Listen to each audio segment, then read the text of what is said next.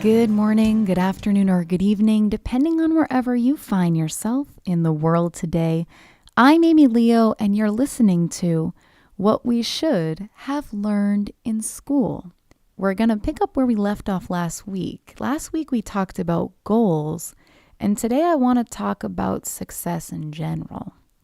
So, the one thing I really see is that people tend to either underestimate or overestimate the amount of control they actually have on reaching their goals, on being whatever successful means to them.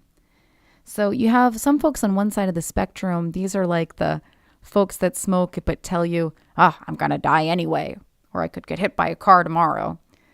Now, of course, the things that we do can and do affect things like our health. People that smoke cigarettes have a life expectancy that's anywhere between 10 to 25 years shorter than non-smokers. So certainly the world isn't only happening to you and you have no control at all over any outcomes. Then there's folks on the other side of the spectrum. This is where I tended to be more of the time in a past life, it seems. But I don't literally mean a past life. I mean maybe 5-10 years ago. But these are the folks that really overestimate the amount of control they have. These are the perfectionists, the micromanagers, the folks that try to control things they can't, like the behavior of other people or economic conditions or whatever it might be.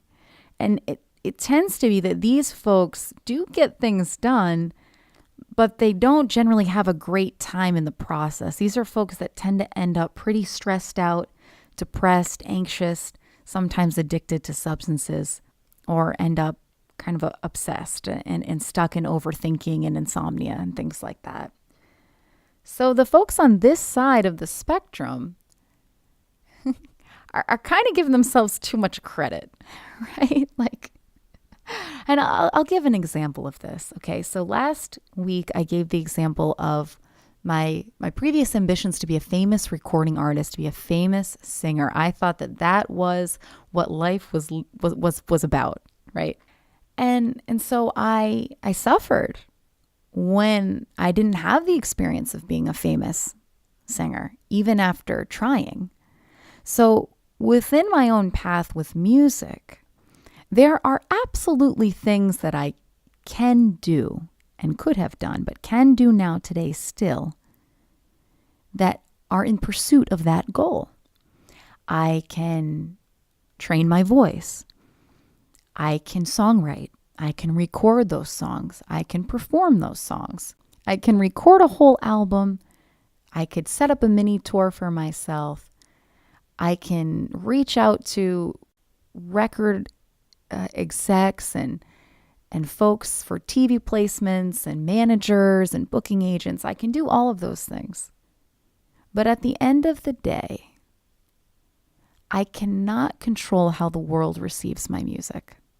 I can't control if people like it or not. I just can't. Now, you may be thinking, well, what about the 10,000 hour rule? Now, there's no question that the more we do something, the more skilled we tend to become at that particular thing. But talent and skill itself also is not an indicator of success. We all know people that are immensely talented in a certain field, but are still stuck in a small town. They may have incredible athletic abilities. They may be the most phenomenal singer you've ever seen, ever heard. But they're not signed. They're not singing at the Grammys. Because fundamentally, it isn't all up to us. And we tend to have a really difficult time swallowing the truth of that fact. Again, this doesn't mean you don't take action. But this is why folks will often talk about releasing your intentions, because you'll drive yourself crazy if you don't anyway. It's an illusion that you trick yourself into thinking you have more control than you do. Because the truth is our lives don't happen in a vacuum. We're part of a physical and energetic ecosystem where we do influence and impact one another. This kind of goes in contrast to the law of attraction thinking, that your thoughts create your experience of reality. it seems to me, I mean, maybe that's true. I really don't know. I have no way to prove that's true or prove it's untrue. I'm interested in what's practical for me as a human being. And what's practical is that I don't seem to have complete control. I am not in this world alone. We're all in this together. How one country deals with issues and regulations regarding climate change affects the entire world and the future generations. Whether or not people believe that to be true or not is kind of irrelevant. It's almost like whether or not people believe that the world was still flat is kind of irrelevant too. You can believe it all you want. It's not in alignment with reality. And it's been my experience that the more in alignment with reality we can be, the more effective and responsive we can be to our environments.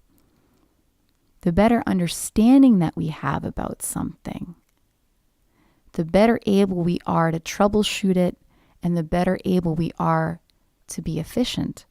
So before I go today, I'll leave you with this. Question the story around success. Question how much control you really have. I invite you to get real with yourself. It may feel scary at first, but ultimately being better informed is liberating. The story of success in America is very mythological.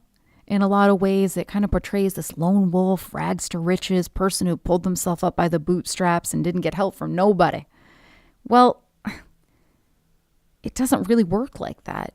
Even when you research the histories of some of the most financially successful people in American history, the Vanderbilts, the Rockefellers, they still had gatekeepers to get around. They still had mentors. They still had people they were doing deals with that facilitated their growth and their financial wealth.